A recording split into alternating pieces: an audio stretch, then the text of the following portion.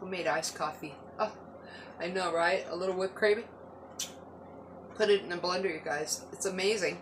So today's video is about personal hygiene. Girl got going yesterday. Let's get into it. See you in a minute. Get your drink. Have you ever woke up and wondered what was wrong with you? You knew you wanted to be elsewhere, that there was more to life than the life you were living, more than the bills you were paying, the job you were keeping. Look to the horizon, to the sunsets. Your answer is there. Put your feet on the ground and take a deep breath and step into the nomadic lifestyle. You will not regret it. Hi. This coffee is the bomb, you guys. So today's video it's about personal hygiene as a boondocker, right? But before we get into that, I like to share a little story of some of the danger I had when I was out on the road. And today I want to talk about when I was out on 525 between Cottonwood and Sedona. I was getting ready to leave. I'd been there about, I don't know, 10 or 11 days. I had a couple days left to go. And I woke up, I was awoken at 3 in the morning to the sound of a window opening. And at first when I woke up, I thought I might be dreaming. Because there was probably, you guys, at this time, probably 15 other rigs, easy. I had them beside me, I was parked like this, I had them in front of me, I had them behind me, I had them across from me. I mean, there were so many people in this little area that it blew my mind. Somebody was actually trying to break in my rig. And so I woke up, I thought I heard the window open, and I laid there for a minute. And sure enough, I heard it slide again. And at this point, I grabbed my gun, I grabbed my mace, my knife, and I headed out to the living room area. I have a 42-inch flat screen TV that I used to keep on my kitchen table in my Class C. Now, that TV was so big, you guys, it blocked the whole window that somebody was trying to get in. In other words, I never let anybody in my rig. Ever let anybody in your rig. And don't go in anybody's rig. Nobody knew that I had that 42-inch TV blocking that window. But anyway, so as I'm standing there, sure enough, again, it slides a little more. Well, at this point, I grab my table, or my TV, and I put it sideways. I turn it sideways, and I rip open the curtains. As I rip open the curtains, I see the backside of somebody going past my little yard lights, because I told you guys I put little yard lights out so that I could see. Anyhow, just past that, I see the shadow of this person running. I went out my door at that point, and I'm screaming and yelling. They had tried to break into my gas cans at this point. And at this point, I am a mad mess. I'm screaming, I'm yelling. People are coming out of their rigs.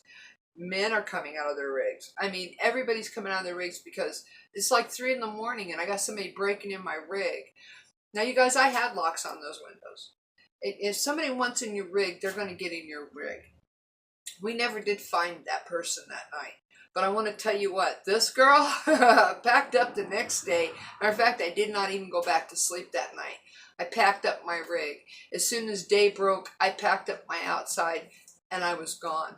I left and headed down to Phoenix. But that's one of the little stories that's in my mini-series way down below that I get into detail about each and every danger I endured. You know, guys, I had one of our viewers, subscribers comment that I need to organize my videos. I promise that I will try to get around to it. There are 4 videos, maybe 5 in that mini-series, and I tried to account for all of the issues that I had. The thing like the guy in the Walmart parking lot trying to break in my rig, I don't think that's on there, and a few other issues that I had while I was out and about. I just put the ones that really scared me. Anyway, like the coyotes, I never even told you guys that the coyotes at the Grand Canyon used to try to get flip my storage bins up so they could get in there. Those are some smart coyotes. So anyway, that's my story. Let's get into personal hygiene and boondocking. You know, guys, I gotta say, I see some really nasty people in the Glam'mads. Now you're talking about people who are near a washroom, a hotel room, a YMCA, a truck stop, a gym that can wash their bodies on a regular basis, and still, some of these Glam'mads got greasy hair, nasty beards. I mean, come on, you can almost smell the funk coming off of them through their videos. There is no reason why you cannot be clean, whether you're living in a van or you're living in an RV. And today I want to get into this because I am a female. To me, hygiene is important. And I know it's important to many people. Some people, not so much. And that's why we're going to talk about it today. I want to share with you how I kept my body clean while I was out boondocking, while being a water minimalist is a good way to put it, conserving water. Because it's very hard to spend 12 to 14 days in the desert with just 25 gallons of water to not only keep your dishes clean, but to keep you clean. So this is how I did it. Let's get into this. When I was out in my Class C, I had a 25-gallon freshwater tank. And I told you guys that I had bottles of water as well. My schedule while I was out boondocking was I showered twice a week.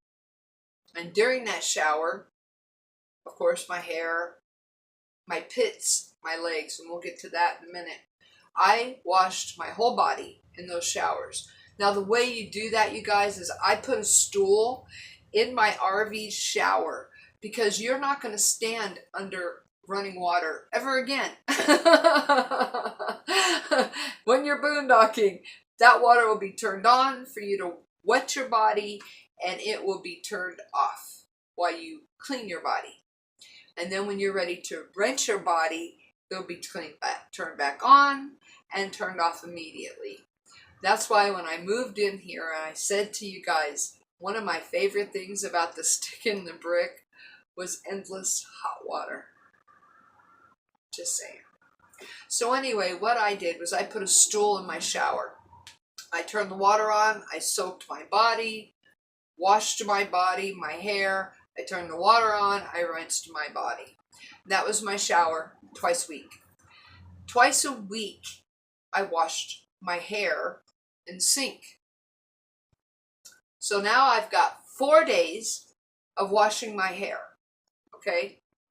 So now we're down to 3 days left.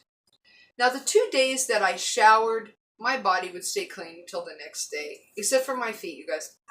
I have the thing about going to bed with dirty feet, okay? I would buy wipies, baby wipes, by the bags, okay? And I used those to wash my feet and my body every night before bed. Yeah, absolutely. Not only every night before bed, on the days that I didn't shower, I washed my body in the morning. I was taught that by my grandmother. Because you wake up with dead skin cells all over you. Okay? So, I used my wipies every day. Because at night, whether I showered in the morning or not, I still can't stand to go to bed with dirty feet. Absolutely not.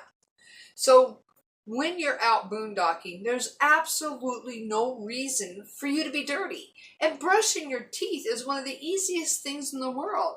You get one of those little 16-ounce bottle waters, you wet your toothbrush, you brush your teeth, you rinse, you spit, and it's there until that night.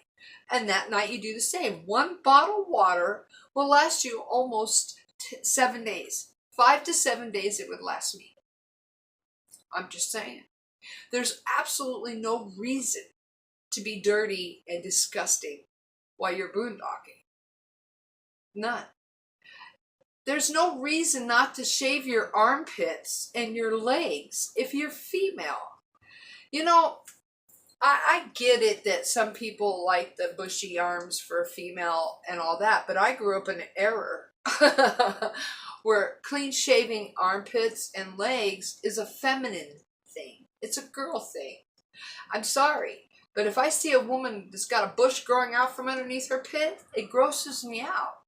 And there's no reason why after you have soaked yourself down in these showers that you can't shave your armpits and your legs and or any other area that you may choose to shave. It just goes to show that Glam'mads don't teach you anything. And most of these people are staying in hotel rooms. And they still can't manage to keep themselves clean? Come on, you guys. When I was out boondocking, I even washed some of my clothes by hand. I'm just saying. There's no reason for you not to stay clean while you're out and about. Now, did I wear my hair pieces and makeup every day? Absolutely not. The only time I wore a hair piece and makeup when I was out boondocking was when I made a video. Any other day, my hair was up in a pony or in a ghetto bun. I never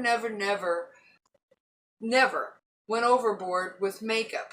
I even now, even living in a stick and brick, I don't wear makeup every day. I put on makeup for the camera, and then I wear eyebrows and eyeliner. That's it. That's it. That's all I ever wear. So you guys, when we talk about personal hygiene and you see some of these people that are gross and dirty, or they're saying, I haven't bathed in a week, there's absolutely no reason not to be clean when you're out and about.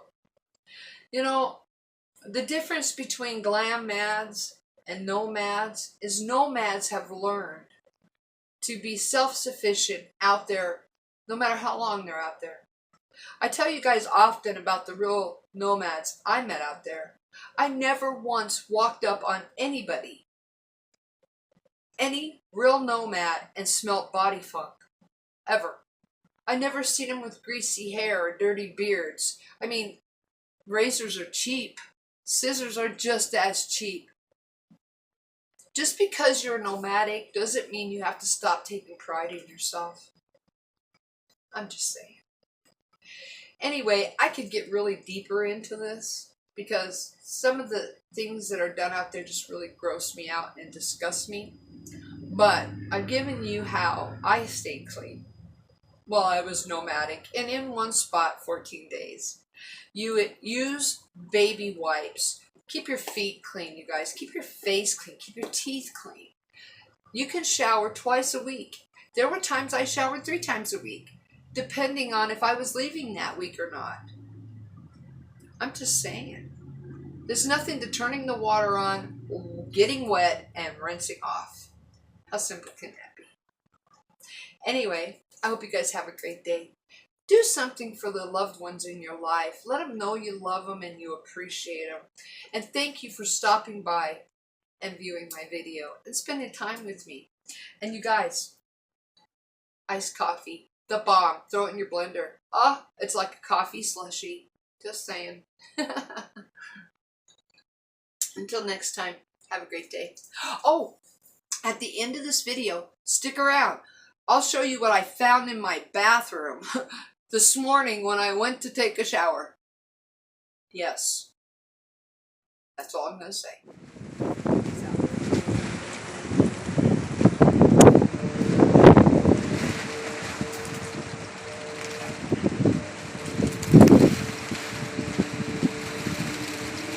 I love Arizona monsoon and lightning shows. See that, you guys? It's all around me. Wow! Enjoy!